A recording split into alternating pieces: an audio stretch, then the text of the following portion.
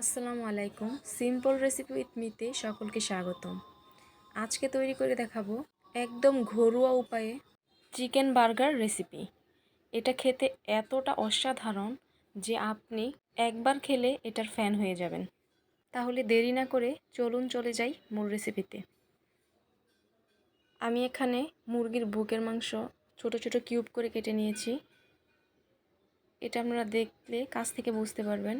একদম পাতলা করে ছোট ছোট পিচ করে আমি কেটে নিয়েছি।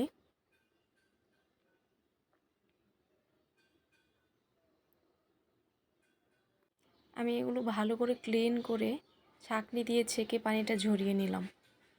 আর এখানে নিয়ে নিয়েছি গরম মশলা।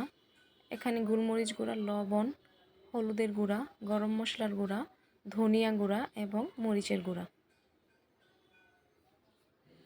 এখানে আছে soya sauce, red chilli sauce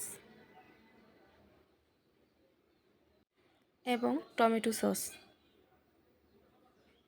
আমি এখন প্রথমেই দিয়ে দিব আদা রসুনের পেস্ট।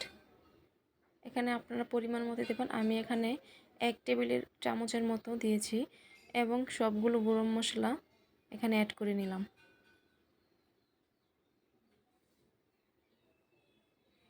এরপর দিয়ে দিব 1 টেবিল চামচের মতো সয়া সস,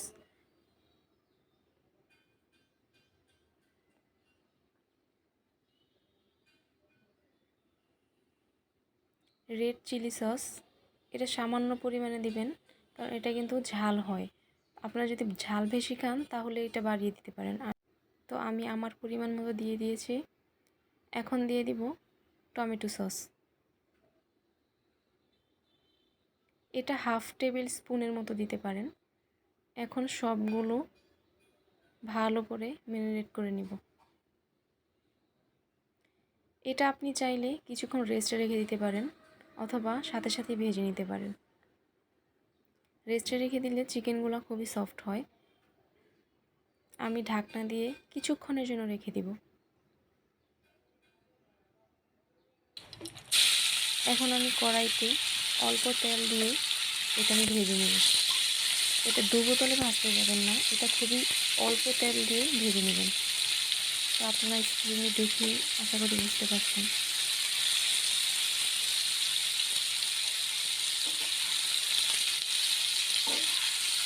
চিকেনটা একদম হাই হিটে ভাজবেন। কোনোভাবে এটার আঁচ কিন্তু কমিয়ে দেবেন না, তাহলে চিকেন থেকে পানি বের হয়ে যাবে। চেষ্টা করবেন হাই হিটে পুরোটা চিকেন রান্না করার জন্য। লাস্ট পর্যায়ে একটু চুলাটা কমিয়ে দিতে পারেন।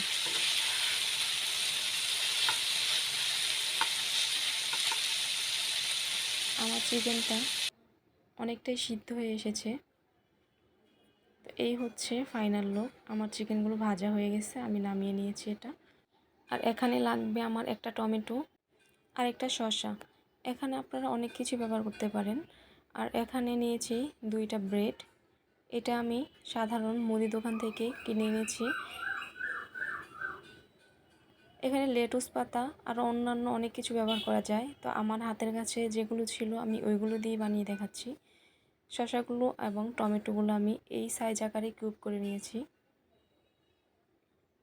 এখন ব্রেড দুটো মাছ বরাবর একটি নাইফের সাহায্যে কেটে নেব।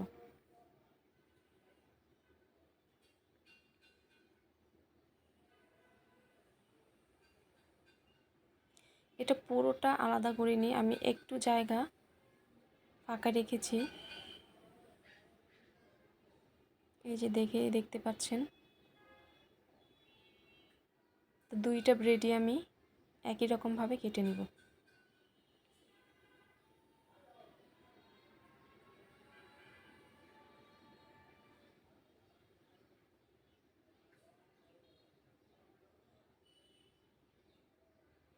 এখন আমি বার্গারগুলো রেডি করে নিব। প্রথমেই এতে দিয়ে দেব মেয়োনিজ। আমি 2 পাশে মেয়োনিজ ভরে নিব। এটা হচ্ছে যার যার পছন্দ অনুযায়ী কম বেশি দিতে পারেন।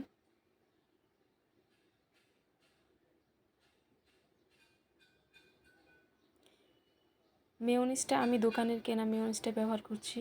আপনারা যদি চান আমি মেয়োনিজের রেসিপিটাও দিয়ে দিব।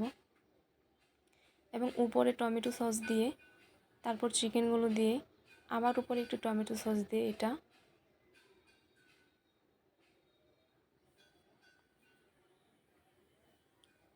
উপরে শসা এবং টমেটো দিয়ে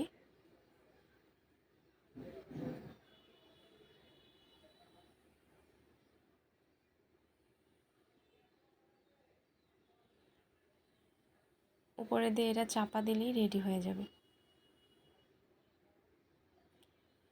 তো আপনাদের বোঝার সুবিধার্থে আমি আরেকবার করে দেখাচ্ছি। এটাতেও আমি মেয়োনিজ এবং সস লাগিয়ে নিলাম, তারপর চিকেন দিয়ে দিলাম। এটা যার যার পছন্দ অনুযায়ী পরিমাণ মতো দিবেন।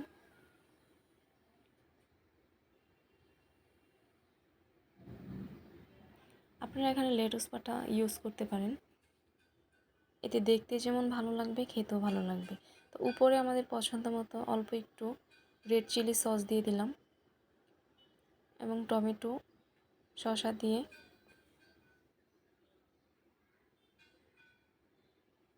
এটা এখন রেডি খাওয়ার জন্য। এটা খেতে খুবই মজা এবং স্বাস্থ্যকর।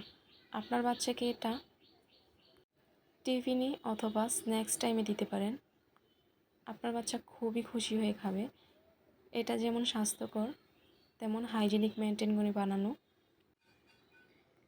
তো এটা অবশ্যই আপনারা ট্রাই করবেন, এটা খেতে খুবই মজা। এটা আপনারা দুইভাবে খেতে পারেন, এভাবেও আপনারা খেতে পারেন, আবার আরেকটা পদ্ধতিতে খেতে পারেন, ওইটাও আমি আপনাদেরকে ভিডিওর শেষে দেখিয়ে দিব। এটা দেখেই বোঝা যাচ্ছে কতটা লোভনীয়, এটা খেতেও অসম্ভব মজার হয়। আপনারা অবশ্যই মাস্ট ট্রাই করবেন। আমি পরবর্তী ওইটা দেখিয়ে দিচ্ছি। একটা প্যানে অল্প পরিমাণ বাটার অথবা ঘি দিয়ে আমি বার্গারটা দিলাম। এই পর্যায়ে চুলার আঁচটা অবশ্যই মিডিয়ামে থাকবে। এটা আমি দুপাশ একটু হালকা করে ব্রাউন করে নিব, এতে দুই পাশটাই খেতে ক্রিস্পি হয়। এটা খেতে খুবই মজা। তো আমার কাছে দুইটা থেকে এটাই আসলে বেস্ট লেগেছে।